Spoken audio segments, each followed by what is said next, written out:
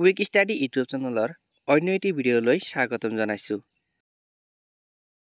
মৰমৰ বন্ধু-বান্ধৱীসকল, বহুতে সুধি আছে যে BTR গ্ৰেড 3, গ্ৰেড 4 আৰু BTR LP UPৰ মেৰিট লিষ্ট কেতিয়া প্ৰকাশ কৰিব। লগতে বহুতে সুধি আছে BCDC ছেক্ৰেটাৰীৰ এপইণ্টমেণ্ট কেতিয়া দিব। মৰমৰ বন্ধু-বান্ধৱীসকল, ভিডিঅ'টো শেষলৈকে চাব আৰু যদি চেনেলটোলৈ নতুন আহিছে এনেধৰণৰ ইনফৰ্মেটিভ ভিডিঅ' পাই থাকিবলৈ ছাবস্ক্ৰাইব কৰিবলৈ নাপাহৰিব।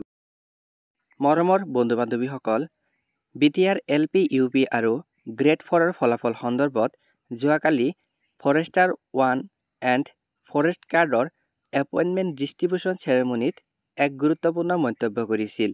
লগতে প্ৰমোদ বড়ো চৰকাৰেও BTR LP UPৰ NISৰ ক্ষেত্ৰত এক গুৰুত্বপূৰ্ণ মন্তব্য আগবঢ়াইছিল। আহকচোন এই মন্তব্য দুটা আমি শুনি লওঁ। আজি সকলৰ কাৰণে যিসকল আমাৰ আজি এপইণ্টমেণ্ট পাইছে, অলপ পিছৰ সকলোৱে হোৱাটছআপত এপইণ্টমেণ্টখন পাব। হাৰ্ড কপিও নিশ্চয় আমি কম সময়ৰ ভিতৰত পাব।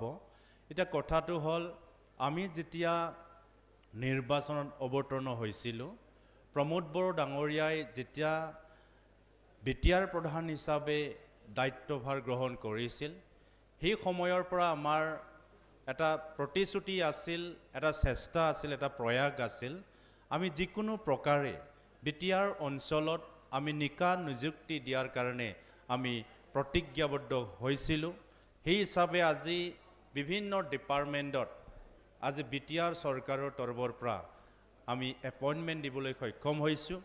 আমাৰ অহাকালিও নিশ্চয় অহাকালি বা পৰহিত লাগি আমাৰ গ্ৰেড 4 বা আমাৰ BCDC ছেক্ৰেটাৰী সেইবিলাকৰ এপইণ্টমেণ্ট ডিষ্ট্ৰিবিউচন হ'ব।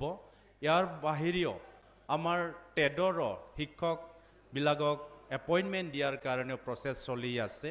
330 জন ফৰেষ্ট গাৰ্ড আৰু 84 জন ফৰেষ্ট গাৰ্ড 1 এপইণ্টমেণ্ট দিয়াৰ কাৰণে আমাৰ ফৰেষ্ট ডিপাৰ্টমেণ্টৰ পৰা এটা প্ৰগ্ৰাম আয়োজন কৰিছে আৰু তাত মই উপস্থিত হৈ যিসকলে আজি CSBৰ দ্বাৰা প্ৰথম চাকৰি পাবলৈ সক্ষম হৈছে তেখেতসকলক অভিনন্দন জনাইছোঁ।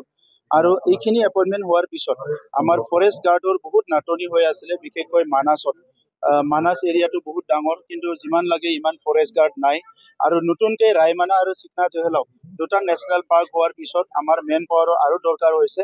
গতিকে আজি যিখিনি এপইণ্টমেণ্ট পাইছে এইসকলে ট্ৰেইনিং কৰি আহি ডিউটি দিয়ালৈকে আমাৰ যথেষ্ট মেন পাৱাৰ ছাপৰ্টটো আমাৰ হৈ যাব।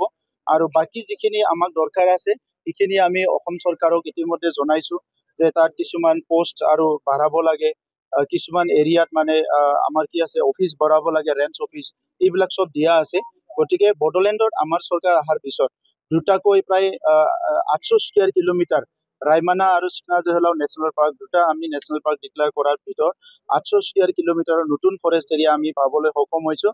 পৰৱৰ্তী সময়ত এইটো পৰ্যটকৰ কাৰণে আৰু লগতে আমাৰ অঞ্চলত বায়'ডাইভাৰ্চিটি, জলবায়ু যিটো উষ্ণতা এইটো নিয়ন্ত্ৰণ কৰাৰ কাৰণে সেই ফৰেষ্টে যথেষ্ট অৰিহণা দিব। আমি সেইটো আশা ৰাখি এই কামখিনি কৰিছোঁ। এনি টাইম ৰেডি হৈ আছে। অলপমান নিউজৰ এটা বিষয় আছিলে, এই নিউজৰ বিষয়টো মানে অলপ চাব লগা হৈছে আৰু অলৰেডি আমি হাইকোৰ্টৰ লগত কনচাল্ট কৰি পেলাই চবৰ লগতো কনচাল্ট কৰি এতিয়া নিউজৰ ভেৰিফিকেশ্যনৰ কামবিলাক আৰম্ভ হ'ব। একেলগতে 6 মান্থৰ বাকীবিলাকৰো এপইণ্টমেণ্ট একেলগে হ'ব। আশীৰ্বাদ লওক, মানে ভগৱানৰো আশীৰ্বাদ লওক, ৰাইজৰো আশীৰ্বাদ লওক। তাততো মোৰ ক'ব লগা নাই, আশীৰ্বাদটো বিচাৰিব লাগে চবে। আপোনালোকৰ যিটো মিত্ৰতা নহয় বিজেপিৰ লগত, মিত্ৰতা থাকিবনে? চাওক, আজি নিৰ্বাচন আহি আছে, একমহীয়া এটা প্ৰক্ৰিয়া। এই একমহীয়া প্ৰক্ৰিয়াত চৰকাৰ গঠন কৰিব, কাম কৰিব ৰাইজৰ কাৰণে, দিল্লীতো দিছপুৰতো কাম কৰিব লাগিব। গতিকে ইমান জটিলত আমি যাব বিচৰা নাই। আজিৰ প্ৰায়ৰিটিটো হৈছে যে ইলেকশ্যন আহি আছে, ইলেকশ্যনত জিকিব লাগে। ইয়াৰ কাৰণে আমিও 40টা সমষ্টিত কাম কৰি আছোঁ।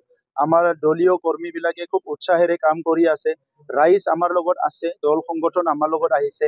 গতিকে ভাল এটা ইলেকশ্যন হ'ব। আৰু ইলেকশ্যনটো যিহেতু গণতান্ত্ৰিক দেশৰ এটা উৎসৱ, এই উৎসৱটো আদৰিবলৈ আমি ৰেডি হৈছোঁ।